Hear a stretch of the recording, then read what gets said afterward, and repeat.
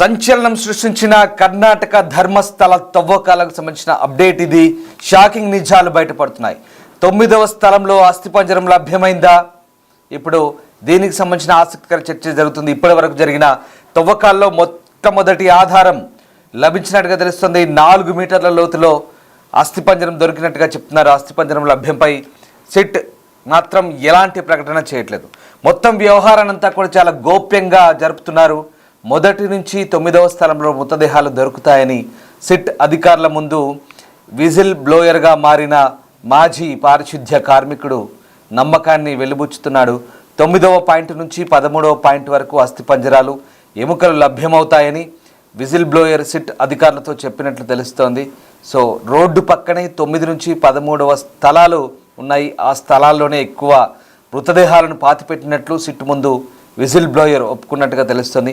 1 నుంచి 8వ పాయింట్ వరకు అవశేషాల లభ్యంపై విజిల్ బ్లోయర్ నమ్మకంగా లేడు. 9వ స్థలంలో ఆధారాలు దొరకడంతో ప్రస్తుతం ఆ స్థలంలో మరికొంత లోతు తవ్వాలని నిర్ణయించినట్టుగా తెలుస్తుంది. ఇవాళ 6వ స్థలం నుంచి తవ్వకాలు ప్రారంభించింది సిట్. 6, 7, 8 స్థలాల్లో తవ్వకాల్లో ఎలాంటి ఆధారాలు దొరకలేదు. మొత్తం 20 మంది సిబ్బందితో తవ్వకాలు జరుగుతున్నాయి. 10 అడుగుల లోతు 5 అడుగుల వెడల్పుతో ఈ తవ్వకాలు జరుగుతున్నాయి. తవ్వకాలను సిట్ బృందం క్షుణ్ణంగా పరిశీలిస్తుంది. మీరు చూస్తున్న దృశ్యాలు దక్షిణ కన్నడ జిల్లాలోని ధర్మస్థల మంజునాథ ఆలయ బయట నేత్రావతి నది ఒడ్డున పశ్చిమ కనుమల్లో ఉన్నటువంటి అటవీ ప్రాంతంలో జరిగినటువంటి అరాచకాలకు హత్యలకు సంబంధించిన ఆరోపణల నేపథ్యంలో ప్రత్యేక దర్యాప్తు బృందం జరుపుతున్న శోధనలు, దానికి సంబంధించిన తవ్వకాలకు సంబంధించిన దృశ్యాలు మనం చూస్తున్నాం. 3వ రోజు కూడా ఇవాళ తవ్వకాలు జరుగుతున్నాయి. వర్షం పడుతున్నా లెక్క చేయకుండా నిన్నటి వరకు తవ్వకాలు జరిపారు. అయితే మొదటి 15 పాయింట్లని ఏవైతే మొదటి 15 స్థలాల్లో ఈ ఖననం చేసినట్టుగా చెప్తున్న వ్యవహారంలో నిన్నటి వరకు కొన్ని చోట్ల తవ్వారు. అయితే ఎలాంటి ఆధారాలు లేవు. బట్ ఒక చోట మాత్రం ఒక మహిళ జాకెట్, అలాగే ఒక పాన్ కార్డ్, డెబిట్ కార్డు కూడా లభ్యమైంది. ఒక ఐడి కార్డు కూడా లభ్యమైంది. అంతవరకు మాత్రమే ఆధారాలు దొరికాయి. కానీ ఇవాళ 9వ ప్లేస్ నుంచి జరుపుతున్నటువంటి తవ్వకాలకు సంబంధించి ఖచ్చితంగా ఆధారాలు దొరికే అవకాశం ఉందంటూ విజిల్ బ్లోయర్ చెప్పినట్టుగా తెలుస్తోంది. సో ఇవాళ సిట్ అధికారుల బృందం తవ్వకాలు ప్రారంభించింది. తవ్వకాల్లో ఫోరెన్సిక్ అధికారులు, రెవెన్యూ అధికారులు, పోలీస్ అధికారులు, మెడికల్ బృందాలు పాల్గొంటున్నాయి. దానికి సంబంధించిన దృశ్యాలు చూస్తున్నాం. వాళ్ళంతా కూడా అక్కడ వాహనాల్లో తరలి వెళ్తున్న దృశ్యాలు చూస్తున్నాం. ప్రత్యేక దర్యాప్తు బృందం సిట్ చాలా గోప్యంగా ఈ తవ్వకాలు జరుగుతుంది. ఎవరిని అక్కడికి అనుమతించట్లేదు. తవ్వకాలు జరుగుతున్న ప్రాంతాలంతా కూడా వాళ్ళు వీడియో తీసుకుంటున్నారు. కానీ బయట వ్యక్తులకు ఎవరికి ఆ ఫుటేజ్ వీడియో తీసుకోవడానికి అనుమతి లేని పరిస్థితి. తవ్వకాలు జరుపుతున్న ప్రాంతాల్లో భారీగా విషసర్పాలు, జలగలు బయటపడుతున్నట్టుగా తెలుస్తోంది. ఆ ప్రాంతంలో నీళ్లు కూడా ఉన్నాయి. దాంట్లో ఈ కీటకాలు కూడా ఉన్నట్టుగా తెలుస్తోంది. ఇక అటవీ ప్రాంతమైనటువంటి పశ్చిమ కనుమల నేత్రావతి నది తీర ప్రాంతంలో కొంత లోపలి వరకు, దాదాపు 1 కిలోమీటర్, 1/2 కిలోమీటర్ లోపలి వరకు కూడా టీమ్స్ అన్నీ వెళ్తున్నాయి. స్పష్టంగా అక్కడ తవ్వకాలు జరుపుతున్నాయి. ఇక ఈ బృందానికి నేతృత్వం వహిస్తున్న మహంతి కూడా స్వయంగా వెళ్ళి పరిశీలించారు. అంతేకాదు ఐపీఎస్లో జితేంద్ర, అలాగే మరొక ఐపీఎస్ సైమన్, వీళ్ళంతా కూడా ఎస్పీ ర్యాంక్ అధికారులు, వీళ్ళంతా కూడా ఆ ప్రాంతంలో తవ్వకాలు జరిపే ప్రాంతానికి వెళ్ళి స్వయంగా పరిశీలిస్తున్నట్టుగా తెలుస్తుంది. సో మొత్తం మీద ఈ ధర్మస్థల సామూహిక ఖననం కేసులకు సంబంధించి ఆ ఫిర్యాదుదారుడి ప్రకటనలు చర్చనీయాంశంగా మారిన నేపథ్యంలో ప్రస్తుతం 8 పాయింట్ల వరకు మృతదేహాలు కనుగొనడం ఖాయమేనా లేదా అనే అనుమానాలు అయితే వ్యక్తమవుతున్నాయి. ఎందుకంటే అవన్నీ కూడా నేత్రావతి నది ఒడ్డున ఉన్నట్టుగా తెలుస్తుంది. అయితే ఆ ప్రాంతం అంతా కూడా నదీ ప్రవాహంలో అక్కడ పాతిపెట్టిన లేదా ఖననం చేసిన కాల్చబడ్డ శవాల ఆనవాళ్ళు కొట్టుకుపోయి ఉంటాయని ఆ విజిల్ బ్లోయర్ అనుమానాలు వ్యక్తం చేస్తున్నాడు. అటు తర్వాత 9వ పాయింట్ నుంచి కంజమూరు రహదారి వైపు అక్కడ ఉన్నటువంటి మిగతా పాయింట్లు ఏవైతే ఉన్నాయో అక్కడ ఖచ్చితంగా అస్థిపంజరాలు, ఆధారాలు దొరుకుతాయంటూ ఆ వ్యక్తి చెప్తున్నట్టుగా తెలుస్తుంది. దీంతో ప్రస్తుతం ఆ 9వ పాయింట్ దగ్గర మృతదేహం కనుగొనబడినట్టుగా ఫిర్యాదుదారుడు నమ్మకంగా ఉన్నట్టుగా తెలుస్తుంది. దీనికి సంబంధించి అతడు 9 నుంచి 13వ పాయింట్ వరకు ఈ అన్ని పాయింట్లు ఏవైతే ఖననం చేసిన ఆ పాయింట్స్ ఉన్నాయో అవన్నీ కూడా రోడ్డు పక్కన ఉన్నాయి. ఖచ్చితంగా తన అంచనా తప్పు కాదంటూ ఆ ఫిర్యాదుదారుడు చెప్తున్నట్టుగా తెలుస్తుంది. ఫిర్యాదుదారుడు పూర్తిగా మొహం కప్పేసుకొని నల్లటి కోటు వేసుకొని మొహానికి మాస్క్ వేసుకొని పూర్తిగా ఎవరికి కనబడకుండా మొహం కనిపించకుండా అతను ఆ టీంతో పాటు వెళ్తున్నాడు. ఒకసారి ఆ దృశ్యాలు చూడొచ్చు. ఇంతవరకు మాత్రమే చిత్రీకరించగలుగుతున్నారు, ఇంతవరకు మాత్రం వెళ్ళగలుగుతున్నారు. ఇక లోపలికి అడవి లోపలికి వెళ్ళి అతను చెప్తున్న పాయింట్ల దగ్గర పాతిపెట్టిన ప్రదేశాల దగ్గర వెళ్ళేందుకైతే వేరే ఇతరులకు ఎవరికి అనుమతించట్లేదు. ఆ దృశ్యాలు చూడండి, అసలు మీకు ఏమనిపిస్తుంది? ఇదంతా ఒక క్రైమ్ థ్రిల్లర్ సినిమాని చూసినట్టుగా లేదు. నిజంగా ఆ అడవిలోకి వెళ్ళి ఆ ఫిర్యాదుదారుడు ఇచ్చిన ఆరోపణలతో ఒకసారిగా అడవిలోకి వెళ్ళడం, అడవిలోకి వెళ్ళి తవ్వకాలు జరపడం సిట్ అధికారులు. ఒకసారి ఆ దృశ్యాలు చూడండి, ఏమనిపిస్తుంది? నిజంగా ఒక క్రైమ్ హారర్ థ్రిల్లర్ మూవీ లాగా లేదు. అతను చెప్పిన ఆరోపణలు బట్టి ఆ అడవిలోకి వెళ్ళి ఆ పశ్చిమ అడవుల్లో ఆ నేత్రావతి నది ఒడ్డున ఆ పేర్లు కూడా ఎంత పవిత్రంగా ఉన్నాయి చదవడానికి. నేత్రావతి నది, మంజునాథ ఆలయం, ధర్మస్థల. మరి ఈ ప్రాంతాల్లో ఇంత ఆధ్యాత్మికత ఉట్టిపడే ఈ ప్రాంతాల్లో ఇలాంటి అరాచకాలు జరిగాయా? ఇలాంటి హత్యలు జరిగాయా? నిజంగా ఆ ప్రాంతంలో ఈ మానభంగాలు, అత్యాచారాలు ఇవన్నీ కూడా జరిగాయా? లైంగిక దాడులు జరిగాయా? మహిళల్ని, మైనర్లని రేప్ చేసి చంపారా? ఆ ఆరోపణలు అసలు నిజమేనా? విజిల్ బ్లోయర్గా మారిన ఆ అనామక వ్యక్తి చెప్తున్న అంశాల ఆధారంగా తవ్వకాలు జరుపుతున్నారు. చూడండి, ఆ ప్రాంతంలో తవ్వకాలు జరిపే ప్రాంతంలో, అటవీ ప్రాంతంలో వానలు వరదలు లెక్క చేయకుండా తవ్వకాలు చేస్తున్నారు. విషసర్పాలు ఉన్నాయి. పూర్తిగా అనుకూలంగా లేకుండా 20 మంది సిబ్బంది, forensic, revenue, medical teams, police విభాగం అధికారులు స్వయంగా వెళ్ళి తవ్వకాలు చేస్తున్నారు. రోజు గంటల తరబడి తవ్వుతున్నారు. ఏమైనా ఆధారాలు దొరుకుతాయేమో చూస్తున్నారు. ఇప్పటి వరకు ఆ పాయింట్ 9 వరకు జరిపిన తవ్వకాలన్నీ కూడా నేత్రావతి నది ఒడ్డున ఉన్నాయి. అవన్నీ కూడా కొట్టుకుపోయాయేమో అంటూ ఆ ఫిర్యాదుదారుడు చెప్తున్నారు. 9 నుంచి 13 వరకు అన్ని రోడ్డు పక్కన ఉన్నాయి. ఇక అవి తవ్వి చూద్దాం, అక్కడ అస్థిపంజరాలు బయటపడడం ఖాయం అంటున్నాడు. నిజంగా అతను చెప్తున్నట్టుగా 95 నుంచి 2014 వరకు కూడా వందల శవాలను తానే స్వయంగా కాల్చాను, పూడ్చాను, పాతిపెట్టాను, ఖననం చేశానని చెప్తున్న విషయాలు నిజంగా వీటికి ఆధారాలు దొరుకుతాయా? ఆ దృశ్యాలు చూస్తే ఈ ఫుటేజ్ అంతా కూడా సినిమా షూటింగ్ మాదిరిగా కనిపిస్తుంది. ఒక సినిమా షూటింగ్కి కావాల్సినటువంటి ఫుటేజ్ అంతా కూడా ఇక్కడ స్పష్టంగా లభ్యమవుతుంది. ఇది సినిమా షూటింగ్ కాదు, ఇది ఏదో విజువలైజేషన్ చేసే ఒక విజువల్ ట్రీట్ కాదు. ఇదంతా నిజం. ఒక వ్యక్తి ఇచ్చిన ఫిర్యాదు మేరకు భారతదేశంలో సంచలనం కలిగించిన అంశానికి సంబంధించిన దర్యాప్తు అది. ఆ దర్యాప్తును చూస్తే మీకేమనిపిస్తుంది? పశ్చిమ కనుమల్లో నిజంగా ఈ ఘోర కలి చోటు చేసుకుందా? ఈ హత్యలు జరిగాయా? అమ్మాయిల్ని, ఆడపిల్లల్ని, మైనర్లని లైంగికంగా వేధించి అత్యాచారాలు చేసి చంపారా? అసలు ఏం జరిగింది? ఈ వివాదంలో ఎంతమంది హస్తం ఉంది? ఎవరా పెద్దలు? ఏం జరిగింది? ఆ విజిల్ బ్లోయర్ చెప్తున్న అంశాలు నిజంగా విస్తుగొల్పే దిగ్భ్రాంతికర అంశాలు. దేశమంతా దిగ్భ్రాంతిని వ్యక్తం చేస్తోంది. అసలు ఈ ఘటనల వెనుక ఎవరున్నారు? చూడండి ఒకసారి ఆ దృశ్యాలు చూస్తే, ఆ దర్యాప్తు క్రమం చూస్తుంటే, ఆ వాహనాలు చూస్తుంటే, ఆ సిబ్బందిని చూస్తుంటే, ఆ అటవీ ప్రాంతాన్ని చూస్తుంటే, అక్కడ జరుగుతున్న తతంగాన్ని చూస్తుంటే నిజంగా ఇదంతా కూడా వింటుంటే, చెప్తుంటే, చూస్తుంటే మళ్ళీ చెప్తున్నాను, ఒక క్రైమ్ స్టోరీ మాదిరిగా, ఒక హర్రర్ థ్రిల్లర్ సినిమా మాదిరిగా అనిపిస్తోంది. ఈ వేట, ఈ రహస్య ఛేదన ఏం జరగబోతుంది? నిజంగా ఆ విజిల్ బ్లోయర్ చెప్తున్నట్టుగా, విజిల్ బ్లోయర్ అంటే అతను పశ్చాత్తాపంతో బాధపడి సాక్ష్యాలు ఇచ్చి తాను అంశాలను బయట పెడతానంటూ చెప్తున్న ఆ వ్యక్తి ఎవరైతే ఉన్నారో అతను చెప్తున్న అంశాలు నిజంగా ఈ దర్యాప్తులో, ఈ శోధనలో బయటపడతాయా? ఈసారి ఏం జరగబోతుంది? నిన్న జరిపినటువంటి శోధాల్లో ఒక మహిళ జాకెట్ ఎరుపు రంగుతో ఉంది, ఒక వ్యక్తి పాన్ కార్డు, పురుషుడిది, ఒక మహిళది డెబిట్ కార్డు లక్ష్మి పేరుతో ఉంది. ఇవన్నీ మరి నిజంగా అతను చెప్తున్న ఆ శవాలకు సంబంధించిన ఆనవాళ్ళ గురించిన వాటికి సంబంధించినవి అనుకోవచ్చా, లేదా ఏ ఇతరులు కావచ్చు, అయి ఉండొచ్చు కదా ఆ ప్రాంతంలో. అదంతా కూడా శ్మశాన వాటికను, ఆ ప్రాంతం అంతా కూడా కొన్ని శ్మశాన వాటికలు కూడా ఉన్నాయి. ఆ ప్రాంతం అంతా కూడా కొంత మిస్టీరియస్గా ఉంది. నిజంగా ఈ ఘటనకు సంబంధించి అసలు ఆలోచిస్తుంటేనే ఎంత మిస్టీరియస్గా ఉందో మనకు ఈ అంతు చిక్కని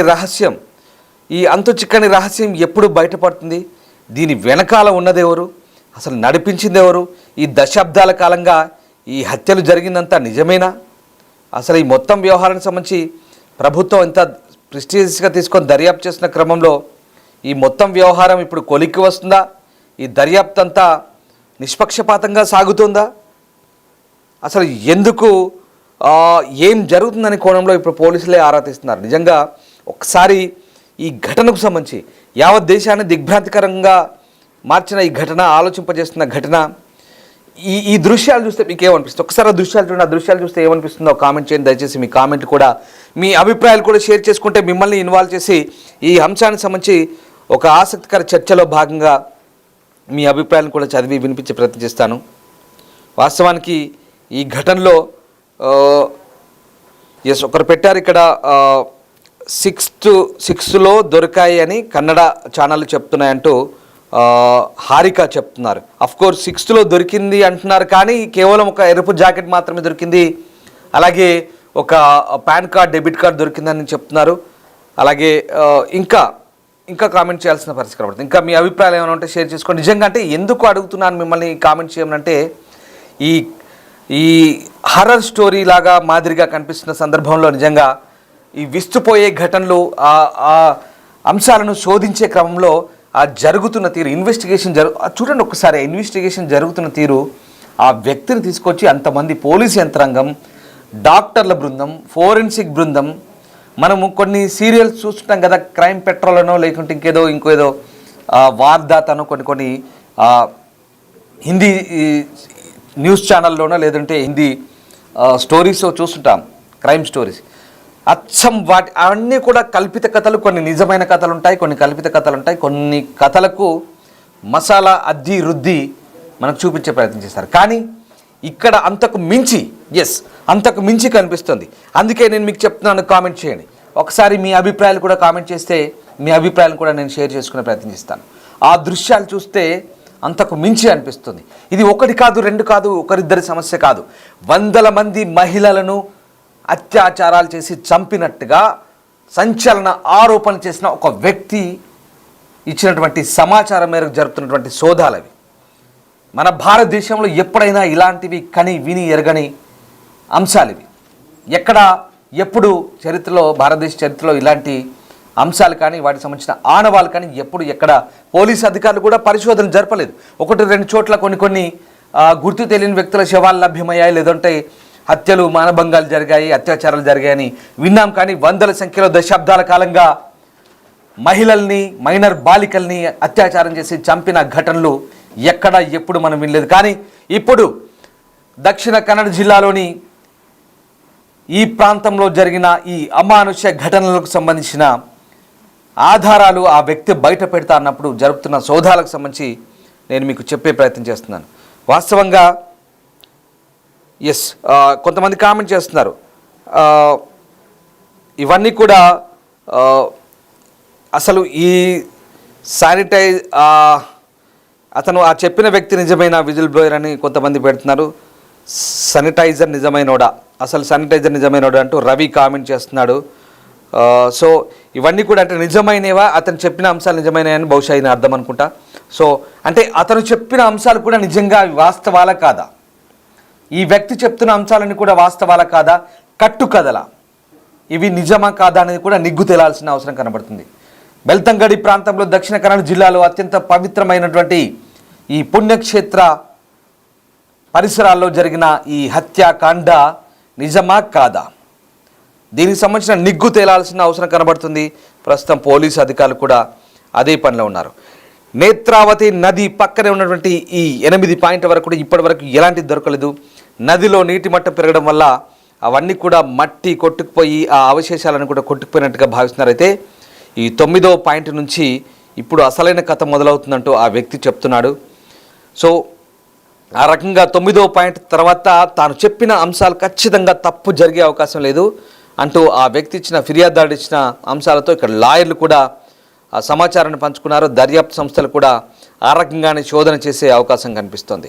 నిజంగా ధర్మస్థలంలో జరుగుతున్న ఈ ఈ సస్పెన్స్ వ్యవహారాలు, ఈ థ్రిల్లింగ్ స్టోరీస్ వింటుంటే నిజంగా చాలా వరకు కన్నడ మీడియా అంతా కూడా దీనిపైనే ఉంది. చాలా వరకు ఈ అంశాలన్నీ కూడా కొంతవరకు నేషనల్ మీడియా కూడా ప్రచారం చేస్తుంది. కానీ చాలా వరకు ఈ అంశాలకు సంబంధించి కొన్ని రిస్ట్రిక్షన్స్ ఉన్నాయి. బెంగళూరు సిటీ కోర్టు దాదాపు 9,000 యూట్యూబ్ లింకులను డిలీట్ చేయమని చెప్పింది. ఎందుకంటే ఆ మంజునాథ ఆలయ నిర్వాహకులపై కొన్ని తప్పుడు ఆరోపణలు చేసిన నేపథ్యంలో బెంగళూరు కోర్టు ఈ ఆదేశాలు ఇచ్చింది. దీంతో కొంత దీనికి సంబంధించిన పుంఖానుపుంఖాలుగా రావాల్సిన స్టోరీలు సోషల్ మీడియా రావట్లేదు. ఎందుకంటే ఇలాంటి ఘటనలు జరిగినప్పుడు సోషల్ మీడియాలో మీరు అనుకుంటుండొచ్చు బహుశా ఇంకా పెద్దగా ఈ స్టోరీల గురించి రావట్లేదు. ఎందుకంటే సోషల్ మీడియాలో కొంత సమాచారం దొరికిన దానికి మసాలా జోడించి వేలకు వేలు పుంఖాలుగా స్టోరీలు వస్తుంటాయి, మనం చూస్తుంటాం, ప్రచారం జరుగుతుంటుంది. కానీ దానికి అడ్డుకట్ట వేసే ప్రయత్నం చేసింది Bengaluru city court. 9,500 YouTube లింకులను తొలగించింది.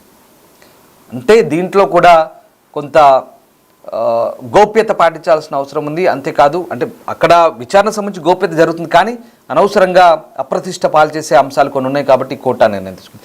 So what ever, అది కోర్టు నిర్ణయం తీసుకుని దాని తగ్గట్టుగా చర్యలు కూడా జరిగాయి. కానీ ఇక్కడ మనం ఏ అంశాన్ని కూడా సొంతంగా మనం ధృవీకరించట్లేదు. ఇంతకుముందు కూడా మనం కొన్ని కథనాలు ప్రసారం చేశాం. ఎంఎన్ అసోసియేట్స్ పేరుతో, మంజునాథ్ పేరుతో వచ్చినటువంటి ఒక లాయరు కొన్ని పాయింట్లలో దొరికినటువంటి డెడ్ బాడీల సంఖ్యతో సహా చెప్పాం. కానీ అది మనం ధృవీకరించట్లేదు. అది కూడా సోషల్ మీడియాలో వైరల్గా మారుతున్న ఒక అంశంగానే మనం చెప్పే ప్రయత్నం చేస్తాం. కానీ ఇప్పుడు మళ్ళీ సిట్ అధికారులు మాత్రం చేస్తున్న దర్యాప్తు అంశాలకు సంబంధించి కూడా వాస్తవ విషయాలు మీకు చెప్పే ప్రయత్నం చేస్తుంది బిగ్ టీవీ. ధర్మస్థల ప్రాంతంలో దక్షిణ కన్నడ జిల్లాలో జరుగుతున్నటువంటి ఈ తవ్వకాలకు సంబంధించిన అంశాలు ఒక్కొక్కటిగా నిగ్గు తేల్చే పనిలో ప్రస్తుతం అధికారులు ఉన్న పరిస్థితి కనబడుతుంది. ఒకసారి మళ్ళీ మీరు ఏదైనా అంశాన్ని షేర్ చేయాలనుకుంటే కామెంట్ చేయొచ్చు. ఆ విషయాలన్నీ కూడా మనం ఒకసారి డిస్కస్ చేసే ప్రయత్నం చేస్తున్నాం. ఎస్, అసలైన సాక్షికి బదులు డమ్మీగాన్ని పెట్టి నాటకాలు ఆడుతున్నారు అందరూ అని నాకు అనిపిస్తుంది. కానీ దేవుడి చేతిలో ఖచ్చితంగా భస్మైపోతారంటూ బాజా శ్రీను చెప్తున్నారు. అలాగే పోలీసులు మేనేజ్ చేశారు ఇన్ని రోజులు అంటూ అరుణ్ కామెంట్ చేస్తున్నారు. అలాగే ఇది ముసుగు తీస్తే అసలైనడు కదా తెలిసేదంటూ, ఆ ముసుగు తీస్తే అసలైనడు తెలుసా అంటూ రవి కామెంట్ చేస్తున్నారు. అలాగే ఎస్, శిక్ష మాత్రం సరిపోదు, ఉరిశిక్ష మాత్రం సరిపోదు అంటూ మరొకరు కామెంట్ చేస్తున్నారు. కాస్మోస్కేప్ కామెంట్ చేస్తున్నారు. అలాగే మరొక కాస్మోస్కేపే అంతకుముందు చేశారు. ఇంతమంది ఆడవాళ్ళను చంపిన వాళ్ళకి ఇలాంటి శిక్షలు పడవచ్చు, అసలు ఉన్నాయా మన చట్టంలో అంటూ ఆయన కామెంట్ చేస్తున్నారు.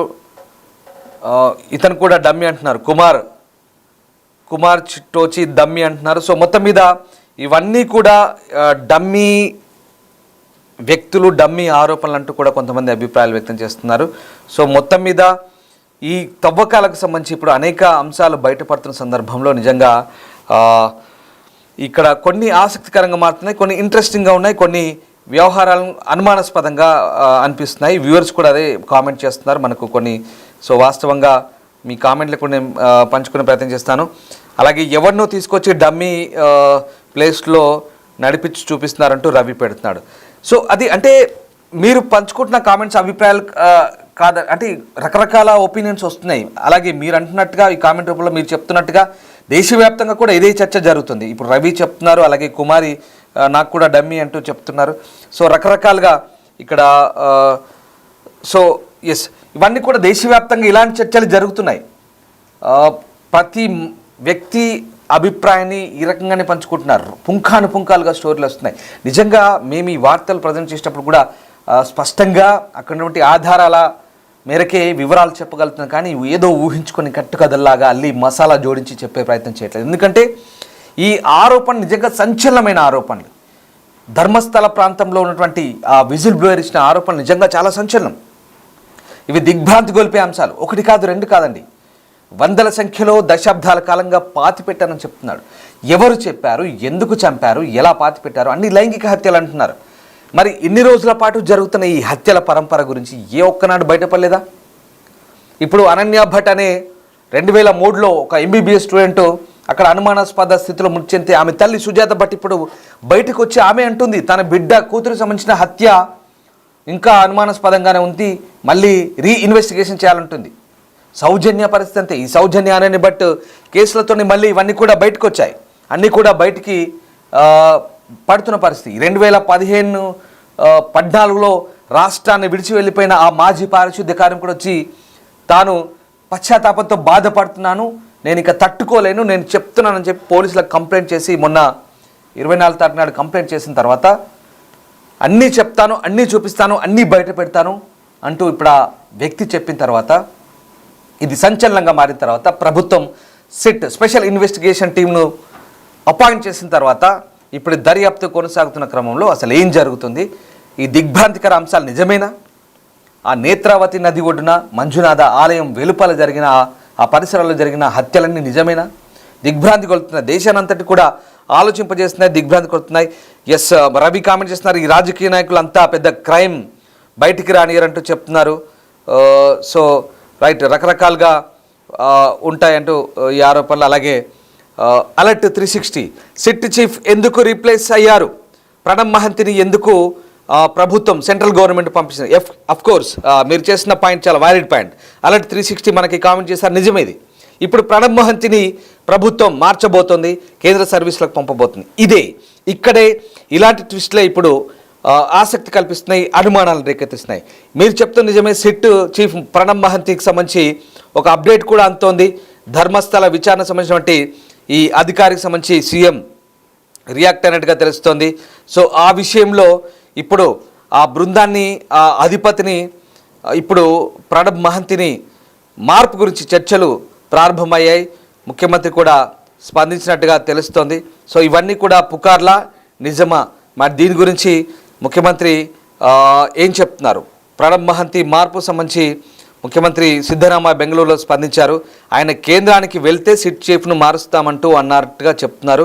సో 1994 బ్యాచ్ ఐపీఎస్ అధికారైన ప్రణబ్ మహంతి సిబిఐ లేదా ఎన్ఐఏ వంటి కేంద్ర దర్యాప్తు సంస్థలకు డైరెక్టర్ జనరల్గా ఎంపికయ్యారు. ఈ నేపథ్యంలో ధర్మస్థల కేసు దర్యాప్తు నాయకత్వం వహిస్తున్న ఆయన్ను కేంద్ర సర్వీసులోకి మారితే సిట్కు కొత్త అధిపతి నియమించే అవకాశం ఉందనేది అప్డేట్. ఎస్, మీరు చేస్తున్న కామెంట్ నిజమే.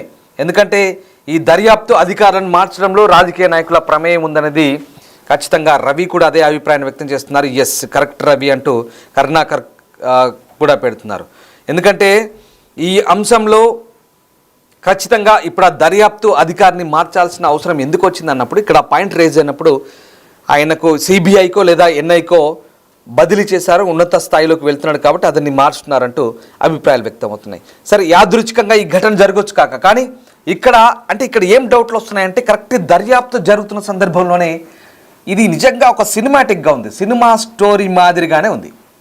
సినిమాల్లో కూడా అచ్చు ఇలాగే జరుగుతుంది. సినిమాల్లో కూడా సరిగ్గా అది పీక్స్కు రాగానే రాజకీయ నాయకుల ప్రమేయం ఉంటుంది. సినిమా స్టోరీ అని కాదు, నిజంగా సినిమాలు కూడా వాస్తవ రూపాన్ని బట్టే సినిమాలు క్రియేట్ చేస్తారు. మనం సినిమాలను పదే ఉదాహరిస్తూ చెప్పడం కాదు, కానీ ఈ జరుగుతున్న తంతంతా కూడా చూస్తుంటే నేను మీకు చెప్తున్న అంశం కూడా ఏదో సినిమాటిక్గా ఉండొచ్చు, కానీ ఇది వాస్తవం. ఇప్పుడు ఈ సెట్ చీఫ్ ప్రణబ్ మహంతిని కూడా సెంట్రల్ సర్వీసెస్కు వెళ్తున్నారనగానే మళ్ళీ చర్చ, మళ్ళీ కొత్త అనుమానం, ఏదో జరుగుతోంది. నిజమే, ఇప్పుడు కామెంట్లు కూడా అదే వస్తున్నాయి. కేంద్ర సర్వీసుల్లోకి దర్యాప్తు ప్రారంభం కాగానే, ఇన్వెస్టిగేషన్ స్టార్ట్ కాగానే 3వ రోజుకు 4వ రోజుకి ఆయన ఎందుకు సెంట్రల్ సర్వీసులోకి వెళ్తున్నారు? సో ఆయన ఎన్ఐకో సిబిఐకో ఎన్ఐఏకో పంపిస్తున్నారనేది యాదృచ్ఛికమా, లేదా ఏదో ప్రెషర్ వల్ల ఆయన వెళ్ళిపోతున్నారా, సిట్కు కొత్త వ్యక్తిని తెచ్చిపెడుతున్నారా? ఈ మొత్తం బండారం వ్యవహారం బయటపడబోతుందని కొత్త అధిపతిని నియమించబోతున్నారా కర్ణాటకలో? అక్కడి ప్రభుత్వానికి ఏదైనా చేటు కలిగే అంశాలు బయటపడబోతున్నాయా? ప్రభుత్వం బదనామయ్యే పరిస్థితిలో ఉందా? ఏంటి ఈ అనుమానాలన్నీ చాలామందికి తొలుస్తాయి, మెదడులు తొలుస్తుంటాయి. ఎస్, అవే కామెంట్లు కూడా మనకు వస్తున్నాయి. చాలామంది అవే కామెంట్ నడుస్తున్నారు. ముందు ముసుగు తీస్తే సాక్షికి ఎస్ రవి పదే అదే కామెంట్ పెడుతున్నారు. ఇక మీడియా ముందు చేయాలి అంటూ అరుణశ్రీ కామెంట్ చేస్తున్నారంటే ఈ తవ్వకాల సంబంధించి గోప్యత పాటిస్తున్నారు. ఖచ్చితంగా సిట్టు ఎవరిని అనుమతించట్లేదు, అక్కడ అది వెరీ క్లియర్. సో ఎస్, ముసుగులో మనిషిని బయటికి తీయాలంటూ చాలామంది కామెంట్ చేస్తున్నారు. ఇక అసలు ఈ రజంగమే మార్చాలి అంటున్నారు. రైట్, ఇక చాలా కామెంట్లు వస్తున్నాయి. ఈ సిచ్యువేషన్ సిబ్బంది అంతా కూడా హెగ్డేకి సపోర్ట్ చేస్తున్నారు. ఈ కామెంట్లు మనం చెప్పలేము, ఎందుకంటే ఆ హెగ్డే గురించి మాట్లాడితే మనం అక్కడ యూట్యూబ్ లింకులను తొలగించారు. దయచేసి వీటిని మనం స్పందించే పరిస్థితి లేదు. ఇక కెనాట్ సే అంటూ ప్రసాద్ చెప్తున్నారు. ఇక వాళ్ళు నిజాలు చెప్పరు, టెంపుల్ మేనేజ్మెంట్కి మార్చండి పాలిటిక్స్ అంటూ చెప్తున్నారు. అఫ్కోర్స్ టెంపుల్ మేనేజ్మెంట్ గురించి మారిస్తేనే ఇప్పుడు బెంగళూరు సిటీ కోర్టు ఆ మేనేజ్మెంట్ గురించి కామెంట్ చేస్తేనే యూట్యూబ్లన్నీ లింకులన్నీ కూడా తొలగిస్తున్నారు. So who is Lakshmi, what about ID cards అంటూ పెడుతున్నారు. అఫ్కోర్స్ ఈ లక్ష్మి ఎవరనేది కూడా నిగ్గు తేలాల్సింది. ఐడి కార్డులో లక్ష్మి అని దొరికింది. సో మరి ఆ ఐడి కార్డులో ఉన్న వ్యక్తి లక్ష్మి, ఈ పాతిపెట్టిన వ్యక్తి లక్ష్మీనా, అది కూడా ప్రస్తుతం దర్యాప్తు జరుగుతోంది. ఇక కాంగ్రెస్ అసలు ఉండకూడదు అంటూ సరే రకరకాల అభిప్రాయాలు, ఇవన్నీ పొలిటికల్ అభిప్రాయాలు, ఎవరు కరెక్ట్గా చెప్పలేరు అంటూ ఇక్కడ రాధాకృష్ణ కామెంట్ చేస్తున్నారు. రాధాకృష్ణ ఇంద్రగంటి గారు కామెంట్ చేస్తున్నారు, ఎవరు కరెక్ట్గా చెప్పలేదు అంటూ చెప్తున్నారు. అఫ్కోర్స్ సో ఇంకా అది దర్యాప్తులు తేలే అంశం కనబడుతుంది. ఇక్కడ అలర్ట్ 360, బట్ సెంట్రల్ గవర్నమెంట్లో వేకెన్సీ లేదు ఆ పోస్ట్కి, so criteria suitable sir, please let's know. Yeah of course. So అదే మనం ఈ అనుమానాలన్నీ ఇక్కడే తలెత్తున్నాయి. సెంట్రల్ గవర్నమెంట్లో ఇప్పుడు ఆ పోస్టులు ఖాళీగా ఉన్నాయా, ఈయన సెంట్రల్ గవర్నమెంట్లోకి వెళ్తున్నారా అనేది తెలియాల్సి ఉంది. ఇవన్నీ కూడా నిజమే అంటారా అంటూ జీజీ మధు పెడుతున్నారు. మధు అంటే మనం ఈ సందేహాలన్నీ కూడా అది మీకు వచ్చినట్టుగా దేశవ్యాప్తంగా దేశమంతా కూడా ఇవే సందేహాలు, ఇవే దిగ్భ్రాంతికర అంశాలు. నిజంగా జరుగుతుంది వాస్తవమేనా, ఆ విజిల్ బ్లోయర్గా మారిన వ్యక్తి చెప్తున్న అంశాలన్నీ కూడా నిజమేనా? ఎందుకంటే కట్టుకథల చూడండి ఒక్కసారి ఆ ఫుటేజ్ చూస్తే ఇంతమంది శ్రమిస్తున్నారు అడవుల్లోకి వెళ్ళి, నిజంగా అక్కడ చాలా భయంకరమైన పరిస్థితులు ఉన్నాయంట. సరే అవన్నీ మనం ఊళ్ళలో సాధారణంగా పొలాలు క్లీన్ చేస్తున్నప్పుడు కూడా మన పొలాల దగ్గర తర్వాత వర్షాలు విత్తనాలు వేసే ముందు కూడా చాలా సాఫ్ చేస్తారు, కానీ ఇక్కడ అంత ప్లెయిన్గా లేదు ఆ ప్లేస్. అక్కడ జరుగుతుంది అడవులు, అటవీ ప్రాంతం, వన్యమృగాలు ఉంటాయి, విష సర్పాలు ఉంటాయి, క్రిమి కీటకాలు ఉంటాయి, తెగిస్తున్నారు, చాలా రిస్క్ చేస్తున్నారు. చూడండి అది చాలా అటవీ, పశ్చిమ కనుమల్లో దట్టమైన అటవీ ప్రాంతాలు అవి. ఆ నది ఒడ్డున అంటే ఇంకా ఏవైనా ఉండొచ్చు, అక్కడ అంత రిస్క్ చేస్తున్నారు. ఆ రకమైనటువంటి సందర్భం అక్కడ కొనసాగుతుంది. సో ఆ రకంగా ఇది సినిమాలాగే జరగొచ్చు అంటూ మరొకరు పెడుతున్నారు. అరుణశ్రీ అలాగే వాళ్ళ బంధువులు కూడా ముందుకొస్తారు అంటూ అదే లక్ష్మి విషయంలో Lakshmi and gent card details లైవ్లో ఇవ్వాలి. ఎస్, కానీ ఈ విషయాలు బయట పెట్టట్లేదు. ఎక్కడా సిట్టు చాలా గోప్యత పాటిస్తుంది. ఇవన్నీ కూడా కేవలం లీక్స్ మాత్రమే, కొన్ని లీక్స్ మాత్రమే వస్తున్నాయి. ఆ లీక్స్ మాత్రమే మేము మీకు చెప్పగలుగుతున్నాం జరుగుతుంది ఏంటో. స్పష్టమైన ఫుటేజ్ కానీ మనకు ఆధారాలు కానీ చూపించట్లేదు. ఎప్పటికప్పుడు సిట్ కొన్ని ప్రకటనలు మాత్రమే ధృవీకరిస్తుంది. తర్వాత చాలా అంశాలు కూడా గోప్యత పాటిస్తున్న పరిస్థితి కనబడుతుంది. నిజమే అయ్యి ఉంటాయి అంటారంటూ రత్నకుమారి చెప్తున్నారు. నిజమే అయ్యి ఉంటాయి, అయినా ఇవన్నీ నిజమే అయ్యి ఉంటాయి అంటూ సరే అనుమానాలు, ఇలాంటి అనుమానాలు చాలామందికి వస్తున్నాయి. సో తవ్వకాలు లైవ్ ఇవ్వమనండి అంటూ అరుణశ్రీ చెప్తున్నారు కామెంట్. కానీ తవ్వకాలు లైవ్ ఇవ్వడానికి దర్యాప్తు సంస్థలు ఒప్పుకో, ఎందుకంటే నిజాలు లీక్ అయితే సాక్ష్యాలు తారుమారయ్యే అవకాశం ఉంది. ఇప్పటికే చాలా వరకు ఒకటి గమనించండి, 0.8 వరకు ఆ నేత్రావతి నది ఒడ్డు తీరంలో 0.8 వరకు ఒక్కటంటే ఒక్క ఆధారం కూడా దొరకలేదు. కేవలం ఒక ఎర్ర జాకెట్ ముక్క, ఒక డెబిట్ కార్డు లేదా ఒక పాన్ కార్డు దొరికింది. అవి మరి వీళ్ళవైనా కాదా తెలియదు, ఏవైనా ఉండొచ్చు, ఎవరిలో ఉండొచ్చు. ఆ నేత్రావతి నది ఒడ్డున 8 పాయింట్ల వరకు కూడా ఆయన ఏం చెప్తున్నారు ఇప్పుడు, ఆ విజిల్ బ్లోయర్, ఆ సాక్షుడు, ఆ ఫిర్యాదుదారుడు, అదంతా నదీ పరివాహక ప్రాంతము, నీళ్ళలో మట్టిలో కొట్టుకుపోయి ఉండొచ్చు, ఇప్పటిదాకా ఉంటాయా అంటున్నాడు. అది కూడా నిజమై ఉండొచ్చు. 9వ పాయింట్ నుంచి అసలు కథ మొదలవుతుంది, అసలు సీన్ ఇక్కడి నుంచే ఉందని చెప్తున్నాడు. సో ఇవాళ జరిపే తవ్వకాల నుంచి ఇక ఏం జరగబోతుంది, ఇదే ఇంట్రెస్టింగ్గా ఉండబోతుంది. ఇప్పుడు ఏం జరుగుతుంది, ఇండియాలో మిడిల్ క్లాస్ వాళ్ళకి న్యాయం జరగదు, ఇది 100% నిజమంటూ రవి చెప్తున్నారు. ఇది మనం న్యాయస్థానాలను మనం ఎక్కడా జడ్జి చేయలేము, మనము దర్యాప్తు సంస్థలని గురించి ఇప్పుడే కామెంట్ చేయలేము. అండ్ ఆఫ్ కోర్స్ ఇక చాలామంది ఈశ్వర్ గౌడ్ కామెంట్ చేస్తున్నారు, పాన్ కార్డ్ నేమ్ ఎందుకు చెప్పలేదు. పాన్ కార్డ్ నేమ్ ఒక మేల్ పేరుతో ఉంది, అక్కడ పాన్ కార్డు పేరు మేల్ పేరుతో ఉంది, డెబిట్ కార్డు వచ్చేసి మహిళ పేరుతో ఉంది. సో ఆ మహిళ పేరు మాత్రం లక్ష్మి అని కనబడుతుంది. సో ఆ రకంగా కామెంట్ చెప్తున్న పరిస్థితి కనబడుతుంది. రైట్, ఇక్కడ న్యూస్ 18 కన్నడ గురించి కూడా ఇక్కడ దీంట్లో ప్రస్తావిస్తున్నారు. సో ఎనీ అప్డేట్ అంటూ జేకే పెడుతున్నారు. రైట్, అంటే కొన్ని సంస్థలు చెప్తున్నాయి రకరకాలుగా, మీడియా సంస్థల పేర్లు కూడా మనం ఇక్కడ ఉటంకించాల్సిన అవసరం లేదనుకుంటా బహుశా. సో రైట్, సో చాలా వరకు కూడా ఇవన్నీ కూడా కామెంట్ల రూపంలో పెడుతున్నారు మీరంతా కూడా. సో మొత్తం మీద ప్రస్తుతం జరుగుతున్న అంశాలన్నీ కూడా మీకు ఉన్నట్టుగా చెప్పే ప్రయత్నం చేస్తున్నాం. ఇక్కడ పుకార్లకు కానీ లేదా స్పెక్యులేషన్ కానీ ఎక్కడ మసాలా దట్టించి కానీ చెప్పే ప్రయత్నం చేయట్లేదు. వాస్తవ రూపంలో ఈ దక్షిణ కన్నడ జిల్లాలో జరుగుతున్న అంశాలను మీకు చెప్పే ప్రయత్నం చేస్తున్నాం. ఇక ఇదంతా కూడా 1995 బిఫోర్ అంటూ ఎస్ ఆల్ ఇన్ వన్ చెప్తున్నాడు. ఎనీ అప్డేట్ అంటూ జేకే పెడుతున్నారు. ఇక ఆలయ అధికారులు కారణమా అంటూ మరొకతను ఈ అనుమానాలు వ్యక్తం చేస్తున్నారు. కానీ మనం ఈ అంశాల జోలికి పోవద్దు. ఎందుకంటే ఇవన్నీ చెప్తే ఇక్కడ ఈ సోషల్ మీడియాలో వస్తున్న ఈ అంశాలకు సంబంధించి కోర్టు చాలా తీవ్రంగా పరిగణిస్తుంది. మనం ఇక్కడ ఎవరిని బ్లేమ్ చేసే ప్రయత్నం చేయకూడదు. సో దీన్ని వెనుక గవర్నమెంట్ అఫీషియల్స్ ఉండవచ్చా అంటూ కాస్మోస్కేప్ కామెంట్ చేస్తున్నారు. సో వాట్ ఎవర్, అది ఎవరు అనేది దర్యాప్తు సంస్థలో తేలబోతుంది. మొత్తం మీద ఈ ధర్మస్థల ఘటనకు సంబంధించి ప్రస్తుతం జరుగుతున్న దర్యాప్తు అంతా కూడా నిగ్గు తేల్చే క్రమంలోనే ఇప్పటివరకైతే నిజాయితీగానే జరుగుతున్నట్టుగా తెలుస్తోంది. సిట్ అధికారులతో పాటు రెవెన్యూ అధికారులు, ఎస్పీ ర్యాంక్ అధికారులు, డీజీ స్థాయి అధికారుల బృందంలో ఉంది. ఎస్పీ స్థాయి అధికారులు జితేంద్ర కుమార్, సైమన్, అలాగే ఈ పుత్తూరు ఆర్డీఓస్ తెల్లా వర్గీస్, బెల్తంగడి తహసీల్దార్ పృథ్వీ, మంగళూరు నుంచి వచ్చిన వైద్య బృందం, ఫోరెన్సిక్ బృందం, ఇవన్నీ కూడా ఐఎస్డి అధికారులు చాలామంది ఈ ఆపరేషన్లో పాల్గొంటున్నారు. చూడాలి ఇంకా ఈ ఆపరేషన్ ఎన్ని రోజులు కొనసాగుతుంది, ఎంతవరకు నిగ్గు తెలుస్తారు, ఈ శోధన ఎంతవరకు జరుగుతుంది, నిజమా కాదా, కట్టుకథ, ఆరోపణలు నిజమా, నిజమైతే దిగ్భ్రాంతికర ఘటనల గురించి ఇంకా ఎంతమంది బయటకు వస్తారు, ఏం జరగబోతుంది, లెట్స్ వెయిట్ అండ్ సీ.